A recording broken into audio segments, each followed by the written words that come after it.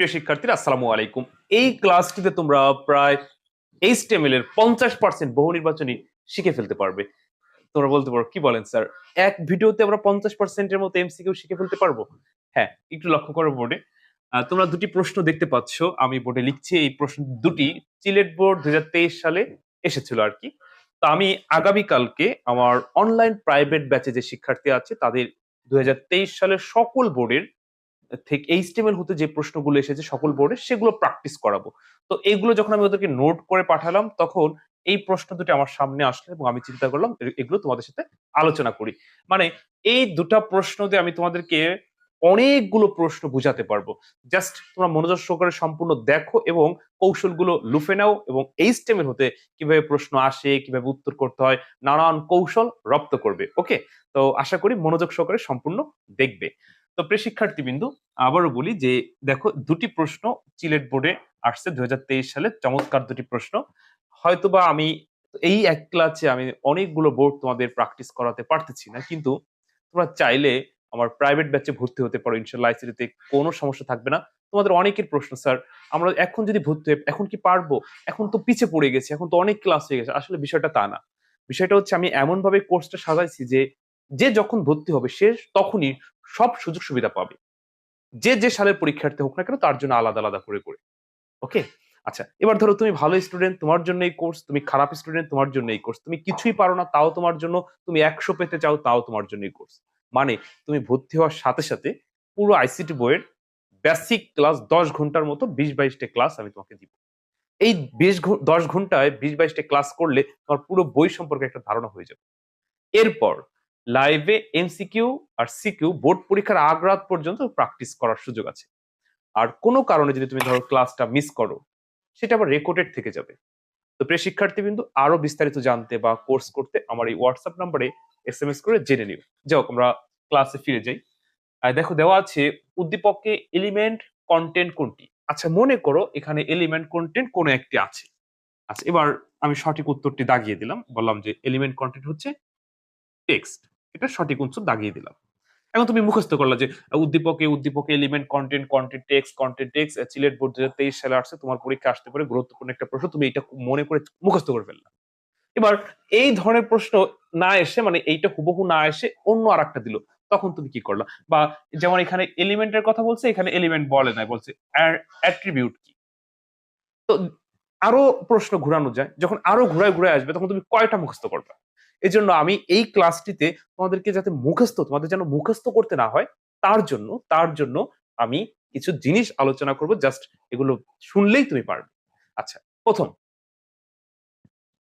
Element বলতে বোঝায়, আমি যদি একটু একটু মার্ক করি, এলিমেন্ট বলতে বোঝায় কোনো শুরু ট্যাগ এবং শেষ ট্যাগের মাঝে, শুরু ট্যাগ এবং শেষ ট্যাগের মাঝে যেই তথ্য বা ডকুমেন্ট যাই বলো না কেন, যেটা লেখা হয়, আর সেটি হচ্ছে হলো এলিমেন্ট। যেমন টেক্সট, এখানে এই টেক্সটটা হচ্ছে কি বলতো, শুরু ট্যাগ এবং শেষ ট্যাগের মাঝে ব্যবহৃত হয়েছে।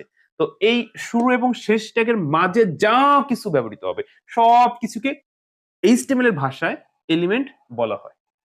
আশা করি এলিমেন্ট চিনে ফেলছো। এবার এই এরকম প্রশ্ন, এলিমেন্ট জাতীয় কোনো প্রশ্ন যদি তোমাকে করা হয়, তুমি কি পারবে না বলো? 100% পারবে। এবার এটা আসুক, এটা না এসে অন্য বোর্ডে দেখছি যে অন্যান্য প্রশ্ন আসছে এরকম। এবার যে প্রশ্নের উত্তর করতে চাও না কেন, তোমাকে আর কখনোই মুখস্থ করতে হবে না যে উদ্দীপক এলিমেন্ট, এলিমেন্ট হচ্ছে টেক্সট, এলিমেন্ট হচ্ছে টেক্সট, এরকম আর মুখস্থ করতে হবে। তুমি বুঝে গেছো।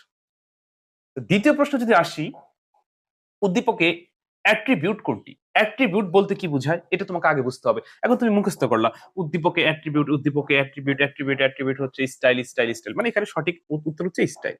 এখন তুমি না বুঝে মুখস্থ করলা যে উদ্দীপকে অ্যাট্রিবিউট হচ্ছে স্টাইল, তাহলে কিন্তু দেখা যাচ্ছে যে প্রশ্ন যখন ঘুরিয়ে আসবে তখন তুমি গুলিয়ে ফেলবা। এই জন্য তোমাকে আগে বুঝতে হবে অ্যাট্রিবিউট কি। আর আমি এই অ্যাট্রিবিউটটা তো বুঝাবোই, আরো বললাম না যে আজকের ক্লাসে প্রায় অনেক এগুলো এইচটিএমএল এর উত্তর করার কৌশল তুমি শিখে যাবে।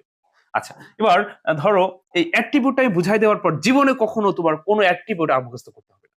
আচ্ছা, অ্যাট্রিবিউট কি? অ্যাট্রিবিউট বলতে বোঝায় শুধু শুরু ট্যাগের মধ্যে ব্যবহৃত হয়, শুধু শুরু ট্যাগের মধ্যে ব্যবহৃত হয়। যেমন উদাহরণস্বরূপ তোমরা ব্যবহার করো না TH, col span, row span, table, border, এই জিনিসগুলো হচ্ছে অ্যাট্রিবিউট। যেমন এখানে স্প্যান হচ্ছে হলো ট্যাগ, যেটা শুরু আছে শেষ আছে, আর স্টাইল শুধু শুরু ট্যাগের মধ্যে ব্যবহৃত হয়েছে, এই ধরনের শব্দকে বলা হয় অ্যাট্রিবিউট। কি বলা হয়? অ্যাট্রিবিউট। তো উদ্দীপকে অ্যাট্রিবিউট কোনটি? চারটি দেওয়া আছে। স্প্যান দেওয়া আছে, স্টাইল দেওয়া আছে, কালার দেওয়া আছে, টেক্সট দেওয়া আছে। এখানে চারটি অপশন আছে। এবার অ্যাট্রিবিউট বলতে কি বোঝায়? যেটা শুধু শুরু ট্যাগের মধ্যে ব্যবহৃত হয়, কখনো শেষ ট্যাগের মধ্যে ব্যবহৃত হয় না, এই ধরনের শব্দকে বলা হয় অ্যাট্রিবিউট। এবার ধরো এই উদ্দীপকটা আসে নাই, আরো অন্য উদ্দীপক আসছে, তুমি কি পারবা না? এবার কিন্তু তুমি পারবা। আরো যেগুলো তুমি এখন শিখতে পারবা, এখানে নাই কিন্তু আমি তোমাদেরকে বুঝাই দিচ্ছি। আমি কিন্তু শুরুতেই বলছিলাম যে এই ক্লাসটি খুবই গুরুত্বপূর্ণ একটা ক্লাস। আচ্ছা দেখো, এইখানে যদি প্রশ্ন ঘুরিয়ে দিত, এলিমেন্ট না বলে যদি বলতো যে উদ্দীপকের ট্যাগ কোনটি? ট্যাগ। তাহলে ট্যাগ হচ্ছে কি? যার শুরু আর শেষ আছে, অর্থাৎ ব্র্যাকেটের মধ্যে যা কিছু ব্যবহৃত হয় তাই তো ট্যাগ। তো এখানে স্প্যান শুরু আছে শেষ আছে, তাহলে এখানে ট্যাগ বললে আমাদের উত্তরিত গ। আচ্ছা, এবার যদি ট্যাগ বলে নাই, এলিমেন্ট বলে নাই, অ্যাট্রিবিউট বলে নাই, যদি বলতো যে ভ্যালু অ্যাট্রিবিউট কোনটি বা অ্যাট্রিবিউট ভ্যালু কোনটি, তাহলে তুমি কি করতে? অ্যাট্রিবিউট ভ্যালু বলতে বোঝায় হচ্ছে শুরু ট্যাগের মধ্যে শুরু ট্যাগের মধ্যে সমান সমান দিয়ে ডাবল ইনভার্ট কমার মধ্যে যা কিছু লেখা হয় সেটাকে বলা হয় ভ্যালু। অ্যাট্রিবিউটের ভ্যালু, অ্যাট্রিবিউট ভ্যালু। তো অ্যাট্রিবিউট ভ্যালু যদি বলতো তাহলে অ্যান্সার হইতো খ। অ্যান্সার হইতো খ। তাহলে আমরা কি কি চিনতে পারলাম বলতো? আমরা চিনতে পারলাম ট্যাগ, অ্যাট্রিবিউট, অ্যাট্রিবিউট ভ্যালু, আমরা শিখতে পারলাম এলিমেন্ট। তাহলে কোন অংশকে কি বলা হয় তুমি কিন্তু জেনে গেলা। এরপর থেকে এই ধরনের প্রশ্ন আর তোমার মুখস্থ করতে হবে না। প্রিয় শিক্ষার্থীবৃন্দ, আমি তোমাদের আবারও বলি, আইসিটি কিন্তু হুবহু প্রশ্ন করে না। আমি দেখলাম 2023 সালে যতগুলো প্রশ্ন আছে আগের কোনো প্রশ্ন রিপিট হয় নাই, তার মানে হুবহু আসে না। তোমাকে এরকম বুঝতে হবে, অংশ বুঝতে হবে, তখন কিন্তু তুমি সব প্রশ্ন উত্তর করতে পারবে। হ্যাঁ, আগে বুঝতে হবে কোনটাকে কি বলা হয়। আর বিশেষ করে প্রথম এবং দ্বিতীয় অধ্যায় ব্যতীত তৃতীয় অধ্যায় সংখ্যা পদ্ধতি, ডিজিটাল ডিভাইস, এইচটিএমএল, পঞ্চম অধ্যায়, এই যে যে অংশগুলো, অধ্যায়গুলো, এগুলো কখনোই হুবহু এখান থেকে প্রশ্ন আসবে না, যেহেতু ম্যাথ টাইপের। এই জন্য তোমাকে বেশি করে প্র্যাকটিস করতে হবে, বুঝতে হবে। তো তোমাদের কথা চিন্তা করেই কিন্তু আমি এই কোর্সটি চালু করেছি। বিশ্বাস করো, এই কোর্সে যদি তুমি ভর্তি হও তাহলে আইসিটি তোমার কোনো সমস্যা হবে না। ইনশাআল্লাহ সর্বোচ্চ সর্বোচ্চ নাম্বার পাবে। তোমার আইসিটি ভালো করানোর দায়িত্ব আমার। তো জাস্ট তুমি শুধু আমাকে হোয়াটসঅ্যাপে একটা এসএমএস দিবা, স্যার আমি পড়তে চাই। তুমি যে সালের পরীক্ষার্থী হও না কেন, 24, 25, 26, যে সালের পরীক্ষার্থী হও না কেন, তোমার ব্যাচ হচ্ছে আলাদা। মাত্র 999 টাকায় এই ফুল কোর্স করার সুযোগ আছে, এবং তুমি ভর্তি হলে তোমার আইসিটি সম্পূর্ণ দায়িত্ব আমার ভালো করানোর। ওকে? তো ঠিক আছে প্রিয় শিক্ষার্থীবৃন্দ, আশা করি এই ক্লাস তোমাদের কাজে লাগছে। আমার সর্বোচ্চটুকু দিয়ে আমি তোমাদেরকে সহযোগিতা করার চেষ্টা করবো ইনশাল্লাহ। আর ওই যে বললাম না যে আমি এখন 1 ঘন্টার একটা ভিডিও আপলোড করার অত সময় আমার হাতে নাই, বা আমি এরকম অত বড় ভিডিও বানাই না, আপলোড করতেও করি না। তো তোমরা চাইলে আমার প্রাইভেট ব্যাচে ভর্তি হবে, আমি লাইভে এরকম এরকম প্র্যাকটিস করাবো। তো মাঝে মাঝে আমি তোমাদেরকে আর কি ইউটিউবে এসে সাহায্য করে থাকি। তো ঠিক আছে, ভালো থেকো। অন্য কোনো দিন অন্য কোনো ভিডিওতে আবার কথা হবে। আসসালামু আলাইকুম।